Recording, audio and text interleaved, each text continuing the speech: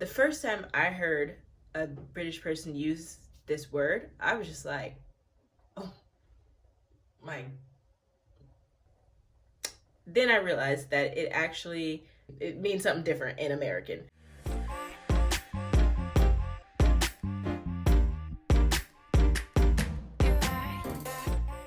Hey guys, it's Casia Rose, and I'm back with another US to UK themed video. You guys already know the title of this video, so you know what I'm about to talk about.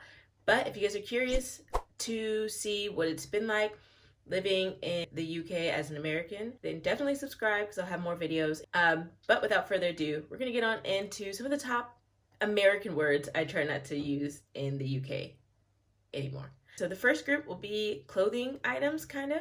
And this one, I think it took me a while to realize that they weren't called this.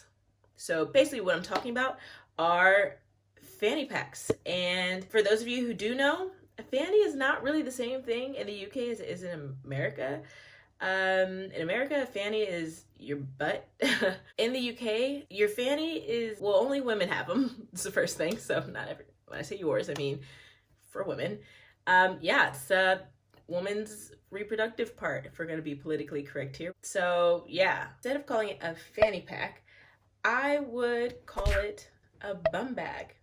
So there's a quick little switcheroo for those of you who like them as much as I do. If you're out here, use bum bag. All right, the next one is a pretty popular one. I think a lot of Americans know this, but I have to say it anyway because it's one of the top things. I try not to say it when I'm speaking to British friends or British people versus my American friends. And that is pants. It's really hard not to say pants because I'm so used to it, but pants here are like underwear. So I try not to say it, although they know what I'm talking about, but still, I think the first week I was here, I told someone I liked their pants and they kind of like laughed, but then they said thanks. And it took me a second to realize why they laughed, but I wasn't embarrassed or anything. They knew what I meant. But just in case, you know, someone does try to make a joke out of it or something, just save yourself. Try and call them, instead of calling them pants, let's try to call them trousers. Bless you, Remy. On to the last like clothing item one, and that will be, well, in America they're called a lot of things. So I know I tend to call them tennis shoes, even though I don't play tennis, but I wear them. Some people call them gym shoes, and some Americans will call them sneakers. So I feel like we call them a lot of different things, but you know, instead of calling them those, you can call them trainers. You can call them trainers. Just tossing that out there for those of you sneakerheads, maybe trainer heads. I don't even know if that's what they're called, if people call them trainer heads out here. But anyway, we're gonna get into kind of something just a little more general. And this is useful anywhere you go. Like if you're traveling, you can call it this. So I know in America, we tend to call these either a bathroom or the restroom, but I mean, there's really no baths in them in public. You don't really rest there. So I get why some British people will joke around with us Americans, like, why do you call them that?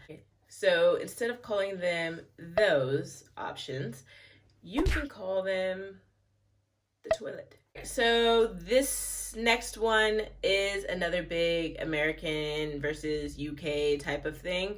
I mean, when I say versus, I don't mean it's an actual battle. I can completely recognize that English came from England first. Yeah, so this is one of the big like US to UK type of like things. And you guys already know it's food related. You guys know where I'm going with this. I think you do. So, and it is fries and chips. Or chips and crisps, depending on how you want to say it. But a lot of times when I'm out and about at a restaurant or a pub, I'll try to, instead of calling them fries, I will do my best to call them chips. But then, of course, for those of you who don't know, I think a lot of Americans do know, but for those of you who don't, instead of calling chips, I try to call those crisps. I don't know, say it. You guys say it. I don't know, is it just me? So that's why I say crisps. I feel like I'm saying it weird. Okay, and the last couple of ones, you probably can hear when you're traveling. So this one is vacations. And instead of calling it vacations, I have learned to call them holidays. And that one threw me off the first time I heard it. When I first heard someone, they asked me how my holiday was. And it really took me a second to think. I mean, it literally took a split second, but you know how when you're thinking, you feel like it takes a long time. But in my head, I was just like, what holiday just passed? Like, I'm thinking, what month are we in? I don't remember there being a holiday recently.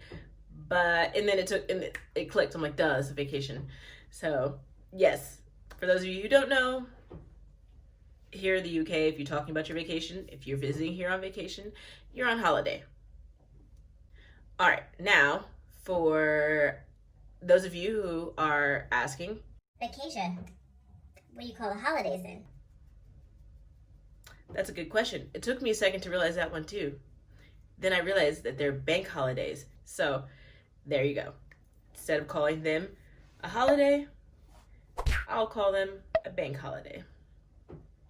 This last one's kind of a bonus because, I mean, really, I don't use this term, but it was good for me to know what it is, like what the other version is, because I know for us Americans, or at least for me, the first time I heard a British person use this word, I was just like, oh my.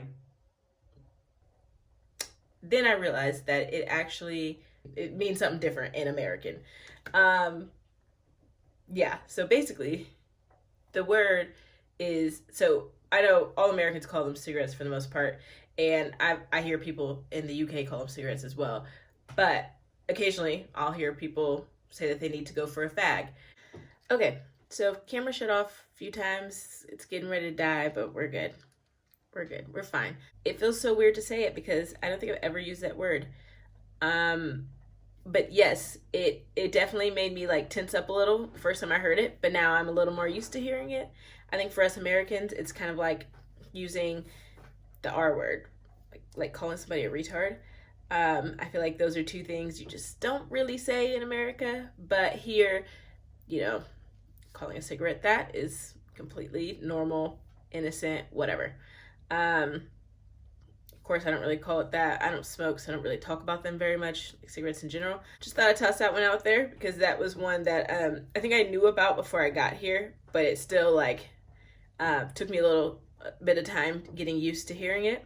Comment down below if any of these words were a surprise for you as Americans or non-UK citizens, or comment down below what you all would like to see from me next. What type of videos you all are interested in seeing. What do you want to hear about England and my experience living here? For those of you who are not yet subscribed, go ahead and subscribe down below. Hit the bell if you'd like to be notified next time that I post. And I look forward to seeing you guys all in my next video. Thank you guys so much for watching this one, and I'll see you all soon. Bye.